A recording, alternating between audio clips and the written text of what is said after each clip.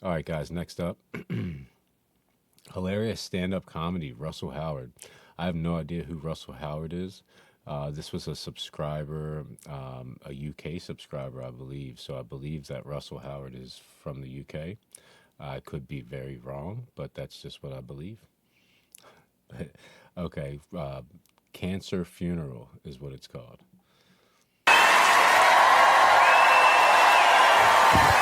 Thank you very much indeed. You cannot know how cool it is to do a DVD here, because I started my comedy career about 100 yards that way in a pub called the Bunch of Grapes. Yeah, and now I'm here, so thank you very much indeed for coming. It's amazing. It's truly lovely. I've been very lucky this year. I've seen loads of cool things. I met Steven Gerrard, I met Luis Suarez, I met Coutinho. But the coolest person I met, and I met him last year, I met a 14-year-old boy. His parents sent me an email saying that their son was battling with cancer. Would I come to see him? I said, yeah, of course. So I went to see him, and he was really funny. Properly funny. He had an iPad of my favourite jokes on his iPad, and he was going, like that, very good, very good, very good, shit. Good, shit. It was like Tinder.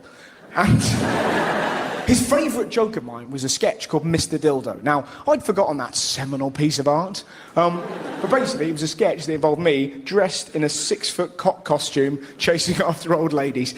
It isn't high art, but it's very funny. I'm not sure if you've ever seen a 14-year-old boy battling with cancer laugh, but I'll tell you this now, there isn't a lovelier sight in the world. He was just sat there going, brilliant, look at that. You're dressed as a cock, you're chasing an old lady, what's not to fucking love? He had an amazing sense of humour. His entire family did. I guess if you're dealt a card that vicious, you sort of adapt and you become funny.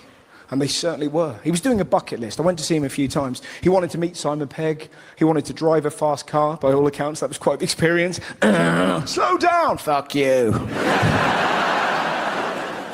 And he wanted to meet me.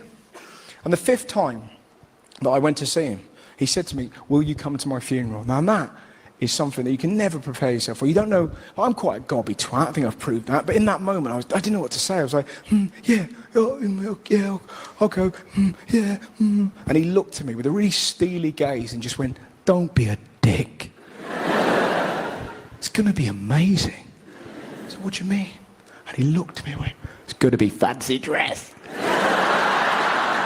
But it gets even better. He's designing the costumes that people have to wear at his funeral. And this young man has gone dark. He's making his dad go to his funeral dressed as the Grim Reaper.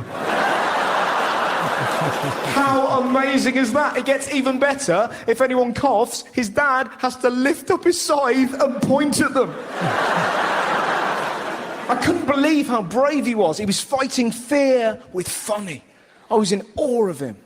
And I looked at him and said, wow, what do you want me to wear? And he went, I think you know. This is great, guys. I love this so far. You know, it's not, I don't think he's the most hilarious person I've ever heard. He definitely has some charisma. He's got some, you know, some talk to him. But the story is just amazing so far, and it's pretty hilarious too. It's a very detailed story, but you know, just the whole idea of it is hilarious.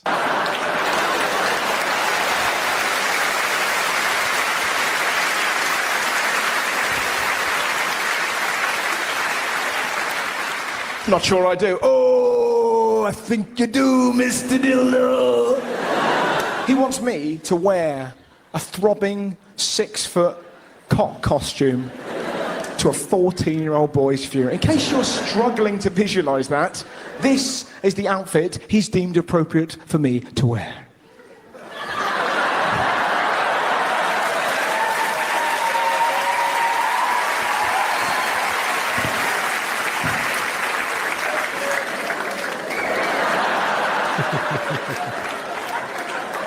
And I will. I've already planned the route. I've planned the route that avoids every single school on the way. I am not getting pulled over wearing that fucking thing. Hello, officer. Where am I going? I'm going to a funeral of a child. Yes, I am a comedian. Good day to you, sir. Don't touch my helmet.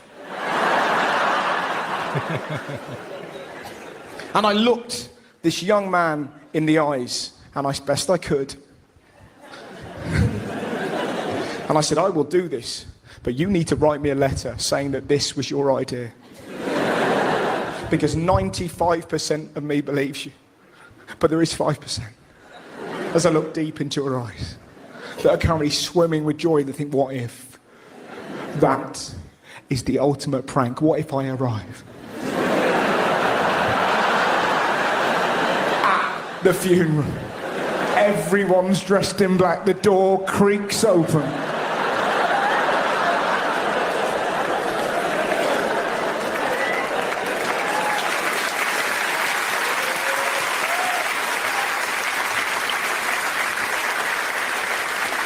But you know the best thing about him? With every great story there came a twist, and this was it. I saw him just after Christmas. He'd been given 3 days to live. He'd planned his own funeral, and then he got tested, and he no longer had cancer. His blood counts had gone up. He was no longer dying. How fucking amazing is that? I was like, yeah! The story gets better. I thought the Grim Reaper thing was funnier than the dick thing. How fucking amazing is that? I was like, yes! I said, please, let me tell this story at the end of my DVD. He was like, really? I went, fucking right, it's amazing. Can I tell it? He was like, yeah, right. I went, in fact, at the end of the recording of the DVD, you're going to come on stage. Shut up. Yes, you are. Well, fucking right. What do you want me to wear? Oh, I think you know. There we go, there we go.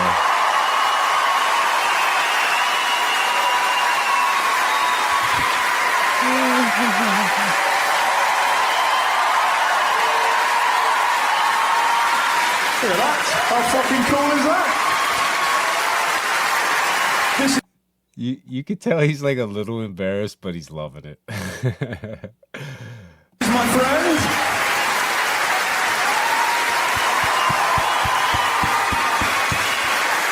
Darren, is there anything you would like to say to the good people of Bristol on the final moment of this DVD? Ladies and gentlemen of the Bristol Hippodrome, thank you very much for coming. Good night.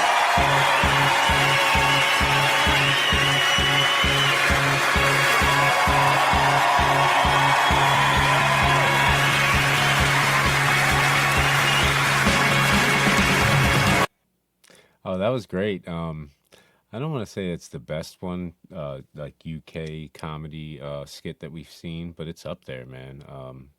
That was hilarious. It was a really good story, you know what I mean? And then bringing it full circle, making him come out on stage instead of ending up at his funeral. It's not only does it come full circle, it's a great story, but it's a happy ending too. All right, guys. Next up, moving on along, moving on along.